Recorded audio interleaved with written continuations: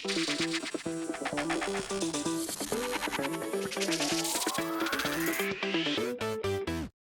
the Bears make it back-to-back wins? The Chicago Bears head to Las Vegas to take on the Raiders at Allegiant Stadium at 3:25 p.m. Central. Can the Bears win this game? Watch this video to hear my thoughts. What's going on, guys? I'm back with another Chicago Bears pregame prediction video, which I'll be doing before every single Bears game this year. And I'll be breaking down the matchup, talking about the stats, the players, the storylines, and all that good stuff. But yeah, it's so funny how different the energy is surrounding the Bears from just a week prior, because just a week prior, Bears fans were thinking it was going to be another lost season. We're coming off a horrible, embarrassing blowout loss to the Lions. And if we lost against the Cowboys, I think the season would have been crumbling for sure. But the Chicago Bears went out there against the Cowboys and put together a tremendous effort, blew them out. Caleb had his best game maybe of his career. So the energy surrounding Bears Nation right now is super high. If we win this game, the season is back on track, guys. There's so many games left to be played, and the Bears' best football is still ahead of them. Obviously, with a young quarterback, with a new head coach here. So if you can win this game before the bye week, go 2-2 into the bye, ride high into the bye, that would be a tremendous story, before that Commanders game on Monday Night Football right after the bye, right? But we can't think too far ahead. We just got to focus on this game, focus on winning this game, and we cannot take the Raiders lightly, guys. I mean, the Raiders, even though they're sitting at 1-2, they're coming off, basically a blowout loss to the Commanders. We cannot take this team lightly because it is the NFL, okay? It's any given Sunday, even though I think the Bears do have a better roster than the Raiders do. The Raiders have a lot of dogs on the team. They have guys like Maxx Crosby that are going to fight hard no matter what. They have a head coach in Pete Carroll who has gotten lesser teams to perform really well sometimes, right? So it could still be anybody's game. The Bears are actually underdogs in this one by a very slim amount, I think 1.5 points. So the betting markets think it's basically going to be a toss-up. The Raiders are at home, but the home field advantage for the Raiders does not really matter in this game, because I guarantee you there's going to be a lot of Bears fans. A lot of Bears fans I know are going there. Shout out to Bears Mysterio, Celeste, her family. Like, a lot of people I know, they're going to be at the game, and they're going to be loud and proud during the game. So I don't think the Raiders' home field advantage really matters in a big way in this one. It's going to be a lot of Bears fans there. But now, before we continue with the video, I know a lot of my subscribers out there work blue collar jobs. You guys are out there at construction sites, out there landscaping, out there getting your hands dirty, hands and feet dirty. And if you guys want the best possible work boots to wear while you're on the job, I would highly recommend using Brunt Workwear, the sponsor of today's video. And Brunt was kind enough to actually send me their Marin boots for me to try out. And these are fantastic, guys. I'm telling you, definitely the highest quality boots I've worn. Super comfortable. You can wear them right out the box, and it's super comfortable on your feet if you're out and about, working in the yard, or if your job is a blue collar job, if you're always outside, these are the best possible boots to wear. And they're super stylish too. I mean, they look fantastic. I love the logo right here. Like, super well designed. They're built to perform. And Brunt has options for waterproof, safety toe, soft toe, pull on, or lace up, whatever you need, Brunt has it. And for a limited time, guys, my listeners actually get $10 off when you use code DWC at checkout. So there's a link down below. Use code DWC at checkout. You guys can get the $10 discount. And Brunt also has other workwear as well. They have heavy-duty work pants. They have weather-resistant jackets. They design durable, reliable workwear to keep you protected and productive in any condition. And again, guys, if you want to try this stuff out, there's a link down below to their website. Use code DWC at checkout for $10 off your order. Let me not waste too much time talking. Let's break down the matchup, talking about the Raiders, breaking down both sides of the ball for them, starting with their offense. So their offense ranks number 26 in points scored per game, number 16 in yards gained per game, number 6 passing attack, and number 30 run game. They hired offensive coordinator Chip Kelly, so he's the guy that's been in the NFL before, went to college football, now coming back to the NFL, and he's had some successes. He's had some failures. Right now, the Raiders offense is not really doing that well in terms of scoring points, as you can see, but they are doing some things well in terms of passing the ball. I mean, that's the majority of their offense, which I did not really expect entering this year. A Pete Carroll team is probably going to want to run the football a lot, but they just have not been able to get that ground game going, which is really surprising, right? They drafted Ashton Jeanty super high. He was a fantastic running back prospect, a guy I was hoping would be available for the Bears to select at number 10 overall, but goes to the Raiders, and unfortunately, he has not been able to have very efficient outings. He has 144 rushing yards on 47 attempts, only an average of 3.1 yards per carry, and basically all of his yards have came after contact because the Raiders' run blocking is horrible, okay? It's one of the worst run blocking units in all of football, so I think their lack of a run game is really due to the poor run blocking and maybe even poor run scheme to some extent, because Ashton Jeanty has really not had much of a chance to do anything in his young career so far. Now, the Bears' defensive line is definitely going to be the worst defensive line he has faced up to this point, so you would hope that the Bears do not get Ashton Jeanty going, because once this guy, gets ahead of steam, he's going to get yards after contact. He's going to take, a 2-yard loss and make it into a 4 or 5 yard gain if you give him the opportunity, right? So hopefully the Bears linebackers, the Bears defensive line are ready to tackle this guy and bring him down to the dirt, not really allow him to get the yards after contact, because if they do, it's going to be a long day for the Bears defense. You do not want to get Ashton Jeanty going and looking like his Boise State self, because that would be a bad thing for the Bears defense. But talking about their passing attack, Geno Smith has been okay in stretches, but he's also had some struggles as of late. He has 831 passing yards, 4 passing touchdowns, 4 interceptions. He's taken 12 sacks, so has taken a lot of sacks. He's held onto the football very long in a lot of these games, and the accuracy has also been questionable, in some areas of the field. Geno is a okay quarterback. He's a good veteran at times. If you have a good pass protecting unit, if you have good weapons around him, he can make a lot of good things happen. But Geno so far with the Raiders, I don't think he's looked as good as he looked with the Seahawks up to this point. Physically and athletically, he's not really going to scare you. He can't escape the pocket. He can't run for first downs. He doesn't have the craziest arm in the world. So he's an okay quarterback, but at this point, I don't think Geno is going to be considered like a top level quarterback. And if you look at their weapons, Brock Bowers for sure is their most dynamic weapon. He's the guy that scares me the most in the passing attack. He had over 1,000 yards last year. So far this year, not as productive as he was last year, but it is super early, and he's a guy that can go over in the middle of the field, make a fantastic catch. He can get yards after the catch, yards after contact. He is one of the best tight ends in all of football, obviously. So, Brock Bowers is a threat to go off in this game if the Bears can't shore up their middle of the field defense. They also got Jacoby Myers and Trey Tucker. Trey Tucker has 4 touchdowns on the season. He scored, I think, every single game, or almost every single game. He's been very productive in the end zone, so that's a guy to watch out for when the Raiders do get to the red zone.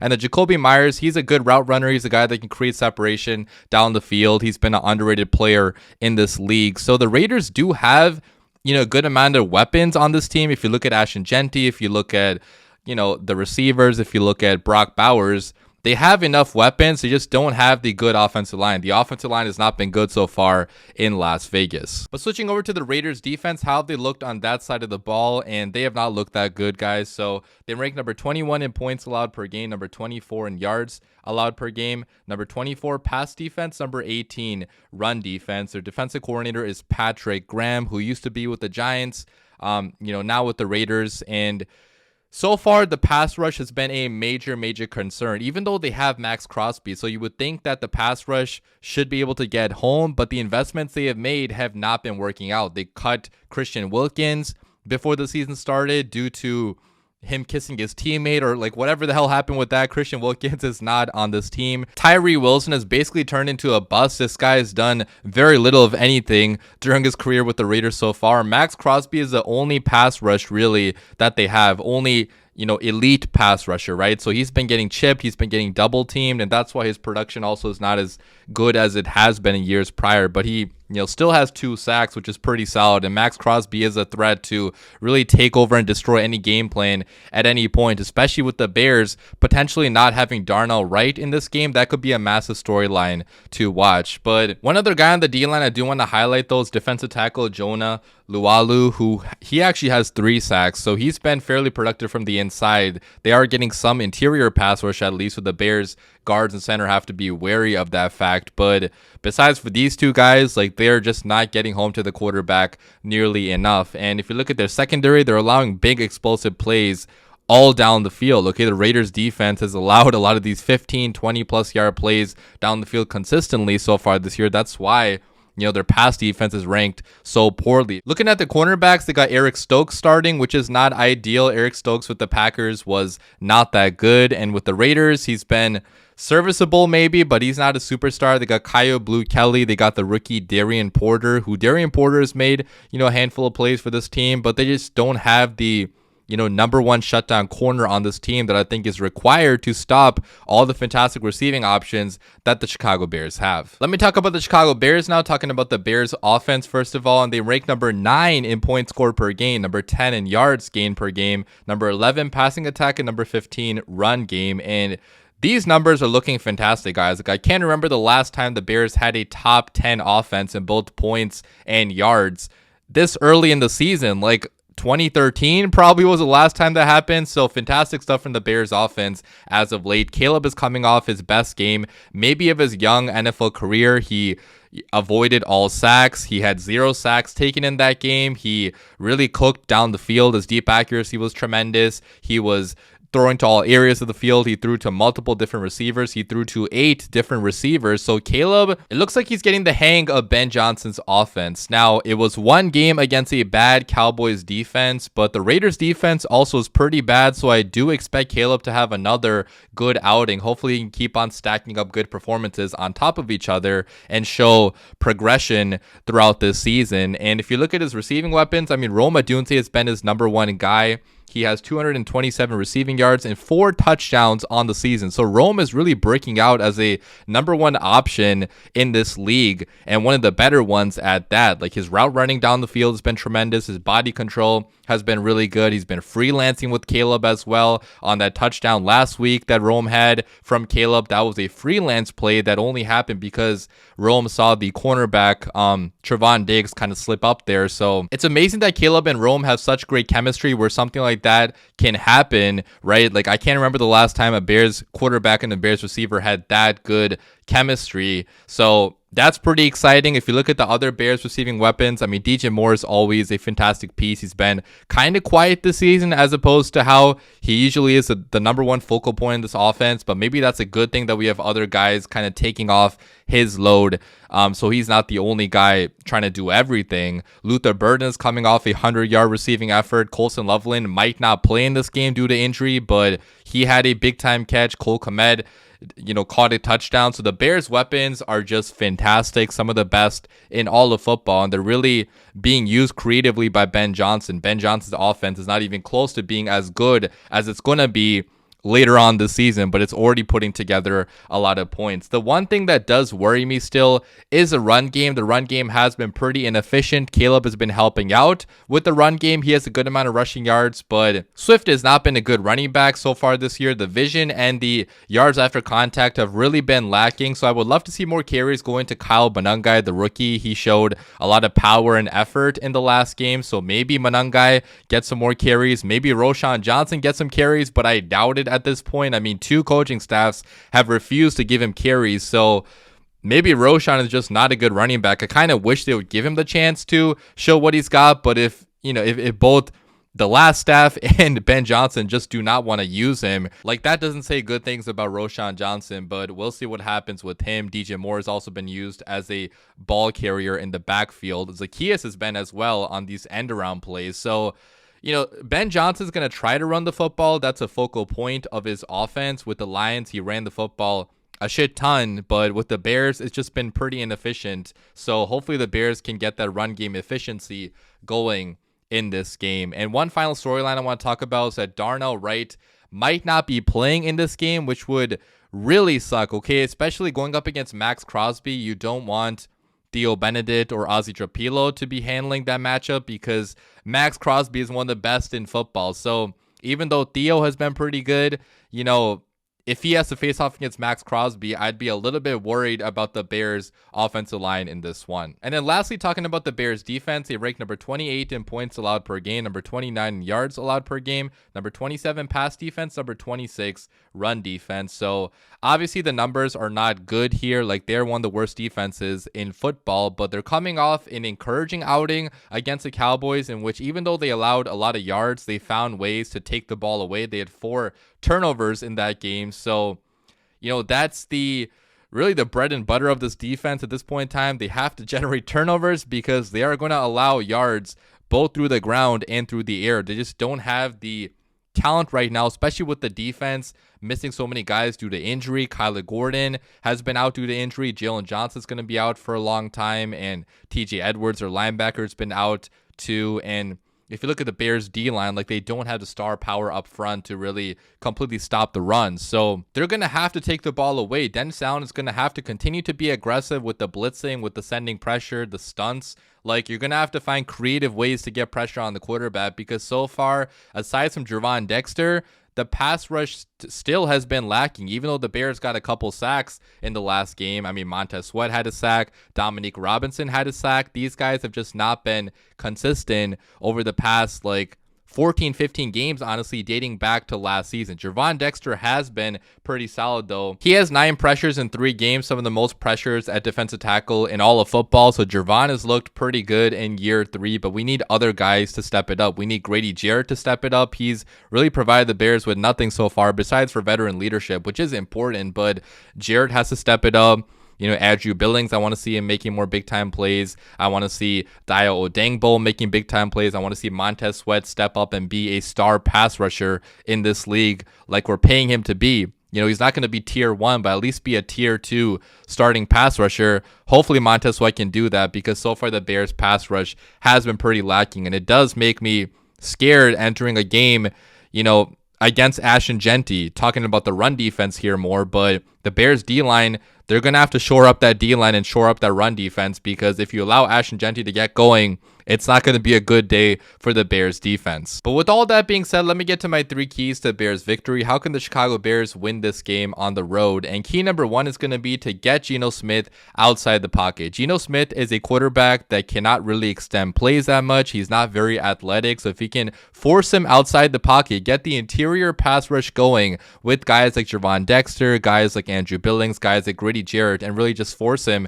outside the pocket, hopefully Montez Sweat, Dio Odengbo, Dominique Robinson even can come off the edge and finish him, which, pause, first of all, that sounds crazy, but hopefully they can get him down into the ground. Key number 2 then is going to be to hone in on the run defense. I've already been talking about this so much throughout this video, so I won't belabor this point even more, but the Bears have to stop Ashton Genty. If Ashton Genty has 110, 120 plus rushing yards, the Bears could allow a lot of points in this one. You don't want to get the ground game started for the Raiders. Really make it a one-dimensional offense and force Geno Smith to throw the football a lot in this game, and hopefully force him into making some mistakes. And then finally, key number 3 is going to be to test the Raiders cornerbacks down the field. I talked about the Raiders secondary. They don't really have the star talent in it, so I want guys like Roma Dunsley, like DJ Moore, like Luther Burden even to go down the field, and I want Caleb to be attempting a lot of these deep passes. Caleb is showing off his deep accuracy lately. I want to see a lot more of that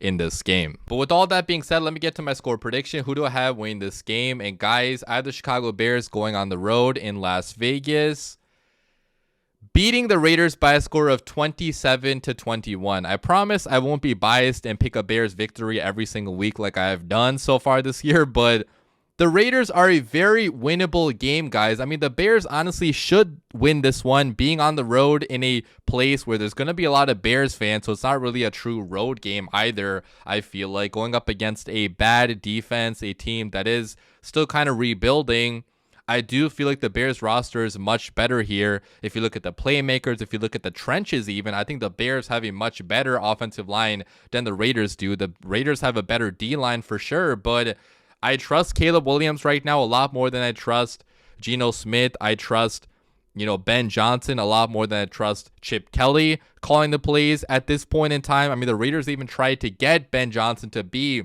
their head coach, but Ben Johnson turned them down. So that's going to be a fun storyline to kind of talk about as well. Raiders fans really badly wanted Ben Johnson. Go back and look at what they were saying on Twitter. They really wanted him badly, so I'm thankful Ben Johnson chose us instead. And I hope in this game, Ben Johnson shows us, you know, why we're so lucky to have him. I think the Bears do score a good amount of points. I have them scoring 27. We could score even more, but I'm going to be, you know, I don't want to go crazy, right? I mean, it's only been one really good game that the Bears offense has had, but I think they have another one in this game to go to 2-2 on the season. My offense MVP of this game is actually going to be DJ Moore. I think that's a guy that a lot of Bears fans have forgotten about. Some Bears fans want to trade him, which I understand why you're saying that. The Bears have so many talented receivers, and DJ Moore, it seems like he's not a focal point of this offense like he used to be, but he's still a big part of the offense for sure, right? Like, he's still a fantastic receiver in this league. Like, don't disrespect DJ Moore, guys, just because Roma is doing a good job and because all these other guys are doing a good job. DJ Moore is still one of the better receivers in football. I think he has 100 yards in this one. I think it's going to be one of those games in which it's just his turn to shine. So I have DJ Moore getting 100 yards and a touchdown in this game. As for my defense MVP, I'm going to give that to Jaquan Brisker. I think Jaquan Brisker gets his first interception of the season and plays pretty good coverage as well. But yeah, leave your thoughts down below, guys. What do you guys think is going to happen in this game? What do you guys think the score of this game is going to be? Let me know all of your predictions down below. I really hope the Bears win this. This is a very winnable game and a game that the Bears should win if they want to prove to Bears fans that they are serious about competing in 2025. So if you guys are going to this game, I hope you have a lot of fun. I'll be back with the post-game reaction on Sunday evening. As always, guys, bear down.